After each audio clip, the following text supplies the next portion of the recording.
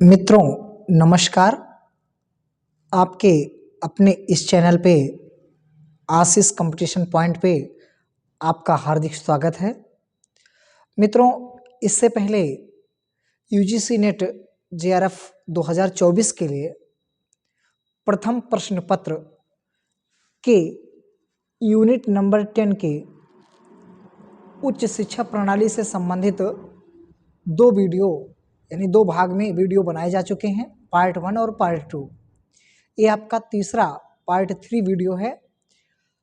जितने भी महत्वपूर्ण और सरल प्रश्न हैं जिनसे हम आपसे कभी कभी सरल प्रश्न पे ही गलती हो जाती है, तो उस संभावनाओं को देखते हुए और महत्वपूर्ण प्रश्नों को संग्रहित करते हुए ये वीडियो बनाया गया है। पिछले दोनों वीडियो में 10 से 15 क्वेश्चन रखे गए थे। आज वीडियो जो है इसमें लगभग 20 प्रश्न होंगे। आप लोग गंभीरता से देखेंगे तो आपको ये वीडियो बहुत ही लाभदायक होगा। तो चलते हैं हम अपने प्रश्न पत्र पे। पहले प्रश्न पे चलते हैं। यूनिट नंबर 10 उच्च शिक्षा प्रणाली से संबंधित निम्नलिखित में से किसके अनुसार 10+2+3 शिक्षा प्रणाली तैयार की गई है? मैकाले मिनट्स के द्वारा, हंटर आयोग द्वारा, अल्फिंस्टन रिपोर्ट द्वारा या वुड डिस्पैच द्वारा। तो मित्रों, ये जो नई शिक्षा नीति 2020 के पहले जो शिक्षा प्रणाली लागू थी वो 10+2+3 पे लागू थी और ये वुड डिस्पैच के अनुसार ये 10+2+3 शिक्षा प्रणाली तैयार की गई थी। तो आप कमेंट बॉक्स में बताएंगे कि नई शिक्षा नीति 2020 के अनुसार कौन सी शिक्षा प्रणाली लागू की गई है। आप लोग कमेंट बॉक्स में लिख के बताएं। अगला प्रश्न है, नई शिक्षा नीति 2020 के अनुसार प्रौढ़ शिक्षा ढांचा विकसित करने का दायित्व निम्न में से किस संगठन को दिया गया है?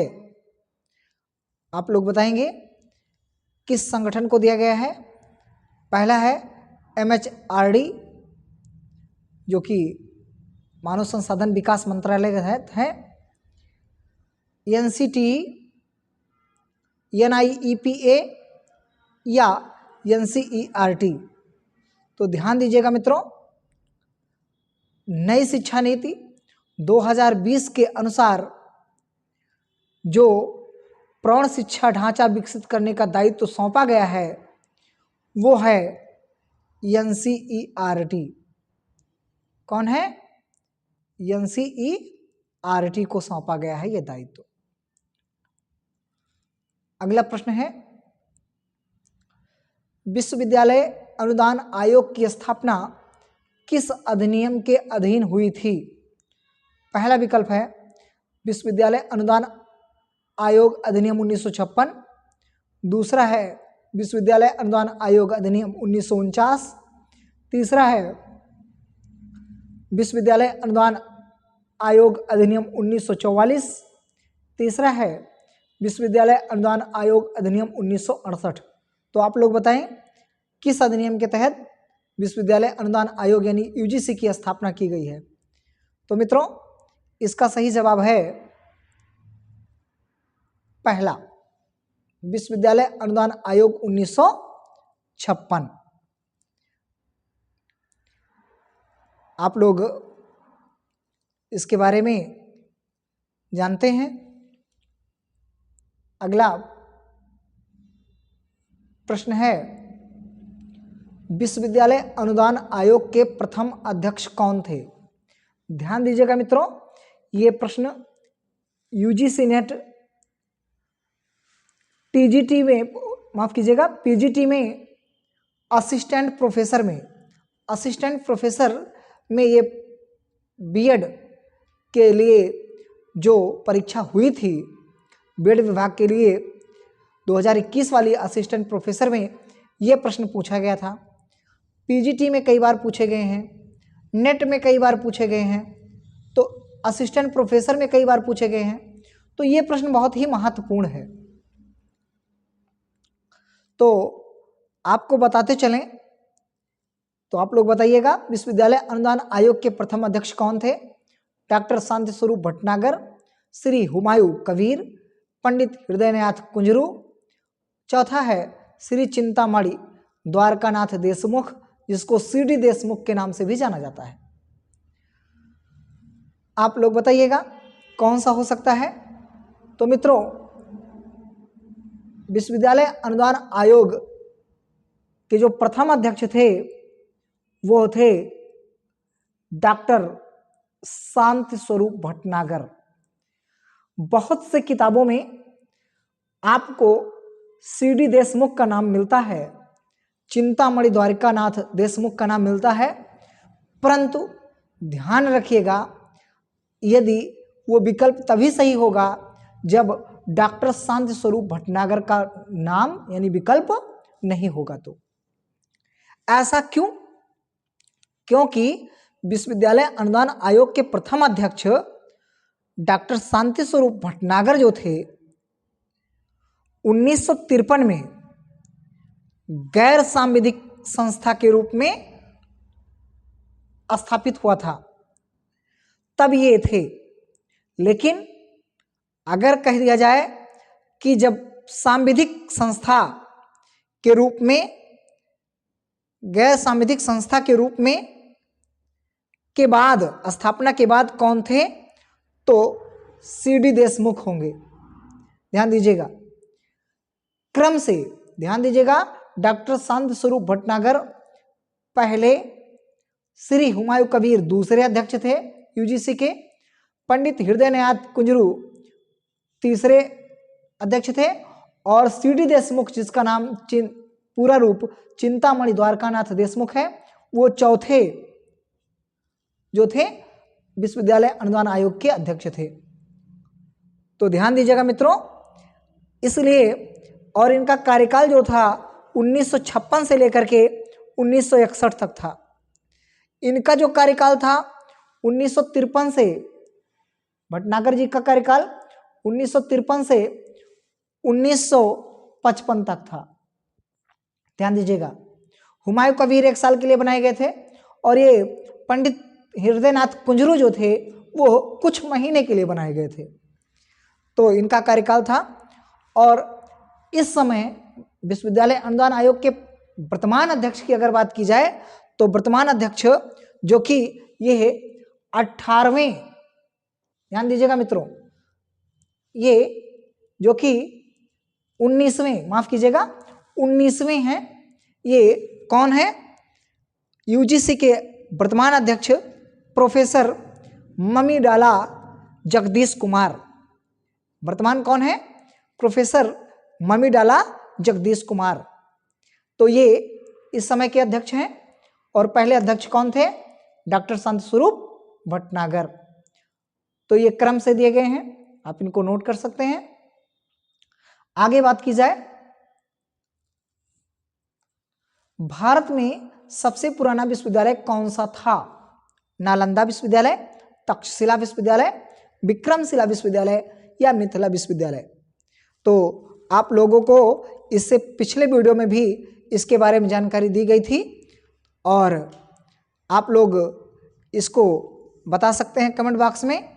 तो कौन था सबसे पुराना विश्वविद्यालय? तो मित्रों, तक्षशिला भारत में सबसे पुराना विश्वविद्यालय था। अगला प्रश्न पे बात करें, स्वतंत्रता के बाद महिलाओं की शिक्षा पर भारत सरकार द्वारा गठित प्रथम समिति की अध्यक्षता किसने की?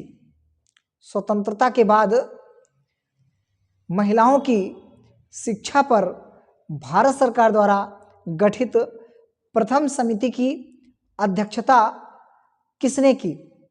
तो ध्यान दीजिएगा मित्रों, पहला विकल्प है इसका डॉक्टर राधाकृष्णन, दूसरा है डॉक्टर दुर्गा बाई देशमुख, तीसरा है हंसा मेहता और चौथा है कमला चौधरी। माफ कीजिएगा, यहाँ पे कमला होना चाहिए था। तो आप लोग को बताता चलूं, इसके जो महिलाओं की शिक्षा पे भारत सरकार द्वारा प्रथम गठित समिति की अध्यक्षता किसने की थी? तो डॉक्टर दुर्गाबाई देशमुख। मैं आपको एक बात और बताता चलूं, दुर्गाबाई देशमुख का विवाह जो है सीडी देशमुख के साथ, यानी चिंतामणि द्वारकानाथ देशमुख के साथ हुआ था। तो ये उनकी पत्नी थी सीडी देशमुख की, डॉक्टर दुर्गा बाई देशमुख। कभी भी इससे रिलेटेड प्रश्न आ सकता है। भारत में अध्यापक शिक्षा गुणवत्ता और मानक को बनाए रखने के लिए उत्तरदायी सांविधिक निकाय है कौन सा? एनसीटीई, एनसीटीई, एनसीईआरटी, चौथा है यूजीसी। कौन सा विकल्प होगा आपको मित्रों बताइएगा अध्यापक शिक्षा गुणवत्ता के लिए? तो ये बहुत ही महत्वपूर्ण प्रश्न है मित्रों, घुमा फिरा के सब यही पूछे जाते हैं। तो ये है जो संवैधानिक निकाय है अध्यापक शिक्षा गुणवत्ता और मानक के लिए, तो वो है NCTE, national council for teacher education,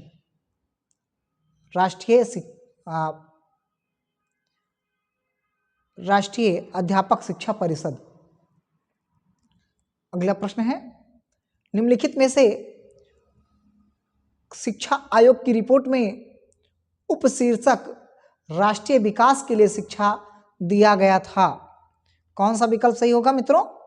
यहाँ पे पहला विकल्प है राधा कृष्णन आयोग, दूसरा है मुदालियर आयोग, तीसरा है कोलकाता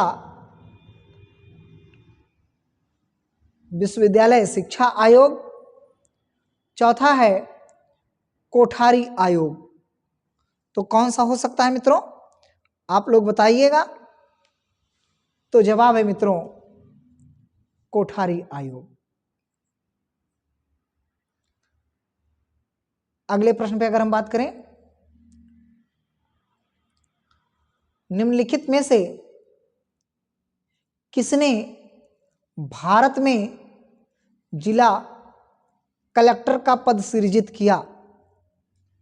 आप लोग बताइएगा, भारत में किसने जिला कलेक्टर का पद सृजित किया? पहला विकल्प है लॉर्ड कॉर्नवालिस, दूसरा विकल्प है मित्रों वारेन हेस्टिंगस, तीसरा विकल्प है द रॉयल कमीशन, चौथा विकल्प है सर चार्ल्स मेटकॉफ। आप लोग बताइए कौन सा होगा? तो भारत में जिला कलेक्टर का पद सृजित करने वाले वारेन हेस्टिंगस थे। कौन थे मित्रों? Warren Hastings. ये बी वाला विकल्प आपका सही होगा। अगले प्रश्न पे अगर हम बात करें, डॉक्टर बी आर अम्बेडकर ने निम्न अधिकारों में से किसे भारतीय संविधान का हृदय और आत्मा कहा था? पहला विकल्प है अभिव्यक्ति की स्वतंत्रता, दूसरा है समानता का अधिकार, तीसरा है धार्मिक स्वतंत्रता का अधिकार, चौथा है संवैधानिक उपचारों का अधिकार। तो मित्रों आपको ये प्रश्न हर जगह के लिए महत्वपूर्ण है, जीके जीएस में भी इस प्रकार के प्रश्न आते हैं। तो ये होगा संवैधानिक उपचारों का अधिकार। ये महत्वपूर्ण प्रश्न है, बहुत ही महत्वपूर्ण प्रश्न है। राष्ट्रीय अध्यापक शिक्षा परिषद एनसीटी के क्षेत्रीय कार्यालयों की संख्या कितनी है? बताइएगा आप लोग, 4, 5, 6 या 8? तो मित्रों आपको बताते चलूं, जो एनसीटी का क्षेत्रीय कार्यालयों की संख्या है वो है 4। एक बात मैं आपको और बताते चलूं, कभी कभी आता है यूजीसी, ये आपके यहाँ ये जो चारों हैं उनके नाम मैं बता दे रहा हूं आपको। भोपाल, ध्यान दीजिएगा मित्रों, भोपाल,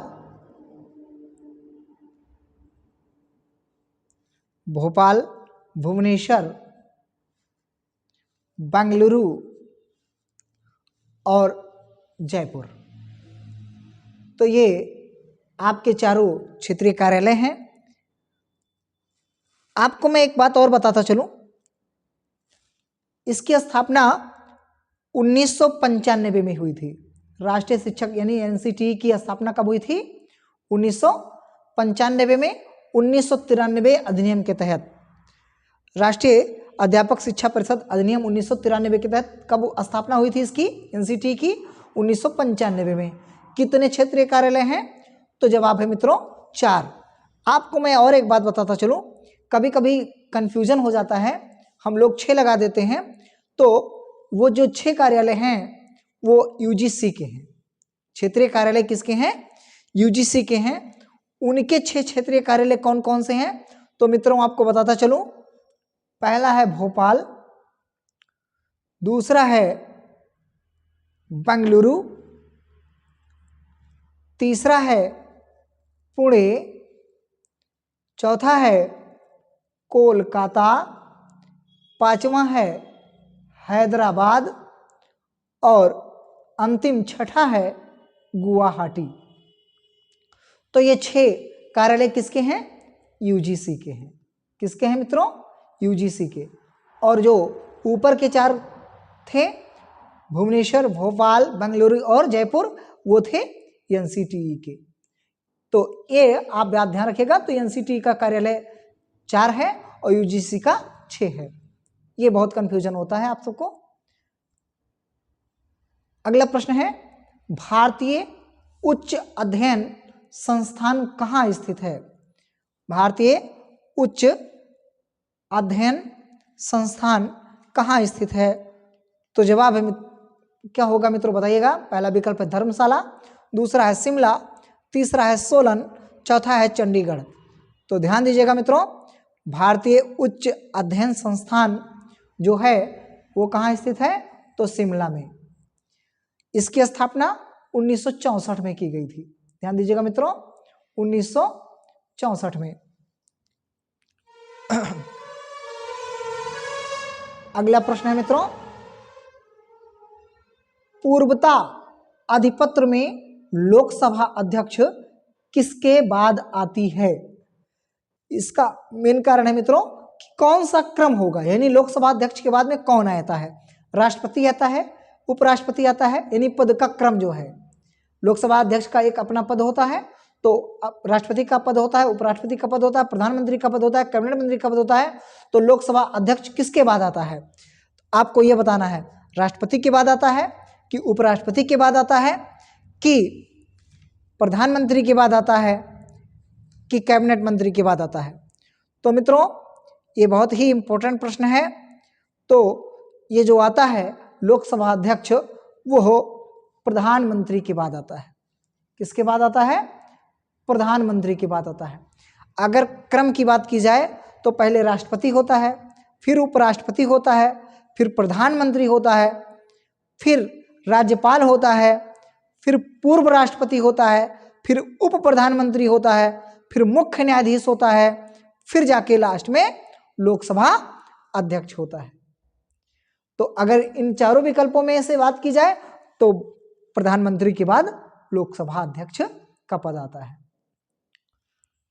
अगले प्रश्न पे अगर हम बात करें मित्रों, संसद के 2 सत्रों के बीच का अंतराल निम्नलिखित में से किस से अधिक नहीं होना चाहिए? पहला विकल्प है 3 माह, दूसरा विकल्प है 6 माह, चौथा विकल्प है, तीसरा विकल्प है 4 माह, चौथा विकल्प है 100 दिन। तो कितने अंतराल पे? बहुत ही सरल प्रश्न है, जो भी कॉम्पिटिटिव स्टूडेंट होंगे उनके लिए होगा ये 6 माह। विकल्प होगा 6 माह। अगले प्रश्न पे अगर हम बात करें, विधि के विषय के रूप में शिक्षा किस सूची में आती है? संघीय सूची, राज्य सूची, समवर्ती सूची, अवशेषी शक्तियां। मित्रों आपको बताता चलूं ये सभी प्रश्न यूजीसी नेट की परीक्षा में आए हुए हैं और ऐसे प्रश्न तमाम प्रतियोगी परीक्षाओं में पूछे जाते हैं। तो देखिएगा, तो इसका विकल्प जो होगा मित्रों वो है समवर्ती सूची में। शिक्षा को किस में रखा गया है? समवर्ती सूची में रखा गया है, ध्यान दीजिएगा। अगले प्रश्न पे अगर हम बात करें, निम्नलिखित में से किस प्राचीन भारतीय विश्वविद्यालयों में मुख्यतः विद्वानों के लेखन के माध्यम से तिब्बत की संस्कृति और सभ्यता का निर्माण हुआ था? बहुत इंपॉर्टेंट प्रश्न है मित्रों, कई बार पूछे गए हैं ये। यूजीसी नेट, जेआरएफ और असिस्टेंट प्रोफेसर की परीक्षाओं के लिए ये बहुत महत्वपूर्ण प्रश्न पूछे गए हैं।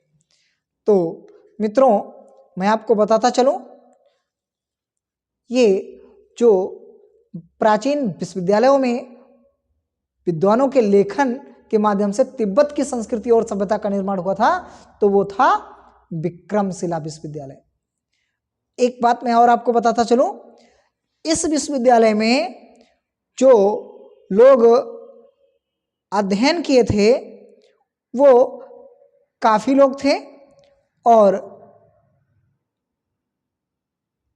वास्तव में इन्हीं विद्वानों में प्रसिद्ध विद्वान दीपशंकर श्री ज्ञान थे, जो उपाध्याय अतीश के नाम से विख्यात थे।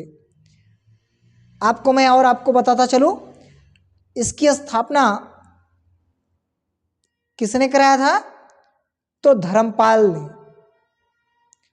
यह बौद्ध धर्म का प्रमुख शिक्षा केंद्र रहा है, जिसमें लेखन के माध्यम से विद्वानों ने लेखन के माध्यम से तिब्बत की संस्कृति और सभ्यता का निर्माण किया था।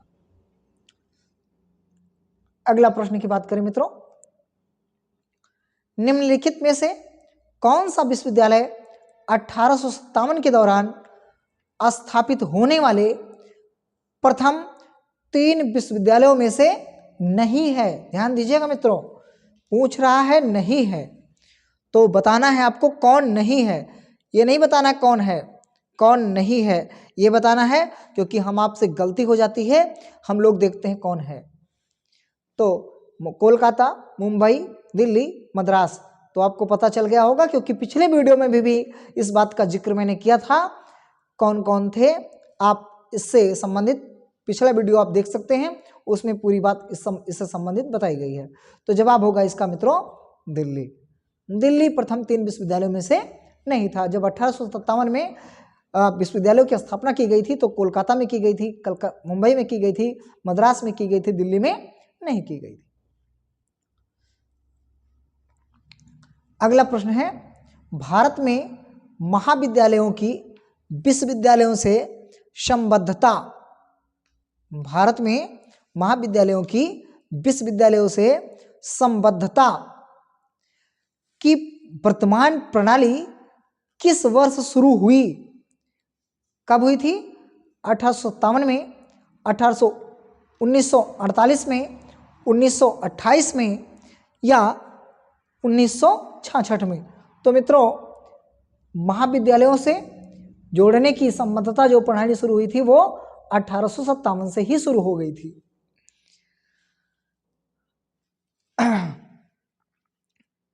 अगले प्रश्न पे अगर हम बात करें, निम्नलिखित में से कौन सा शैक्षणिक एफएम रेडियो नेटवर्क है? पहला विकल्प है ज्ञान दर्शन, दूसरा विकल्प है ज्ञानवाणी, तीसरा विकल्प है ज्ञानधारा, चौथा विकल्प है GIAN। कौन होगा मित्रों? तो मैं आपको बताता चलूं, ज्ञानवाणी, इसका जवाब होगा क्या? ज्ञानवाणी। ये 2001 में शुरू किया गया था। कब शुरू किया गया था? 2001 में शुरू किया गया था।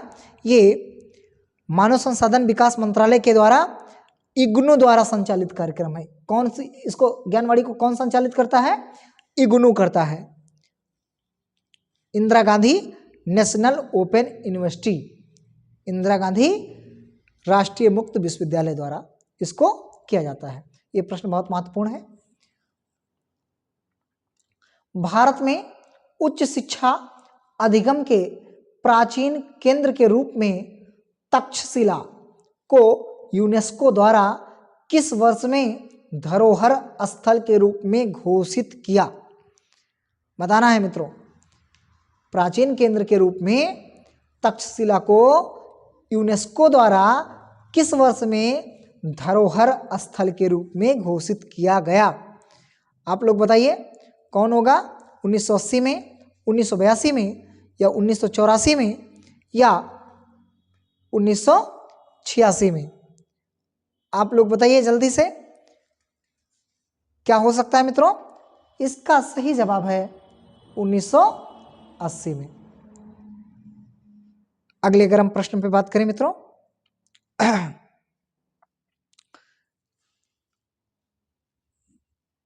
तो बस आज के लिए इतना ही।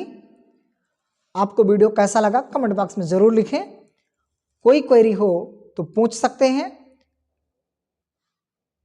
कमेंट बॉक्स में पूछ सकते हैं, उसका जवाब दिया जाएगा। अभी तक आपने चैनल को लाइक नहीं किया है तो लाइक कर दीजिए मित्रों, सब्सक्राइब कर लीजिए, बेल आइकन दबा लीजिए, ताकि जब भी वीडियो आप तक यहाँ से बने तो आप तक तत्काल पहुँच जाए।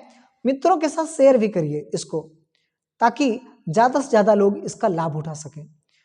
तो वीडियो को अंत तक सुनने के लिए बहुत बहुत आभार, धन्यवाद मित्रों।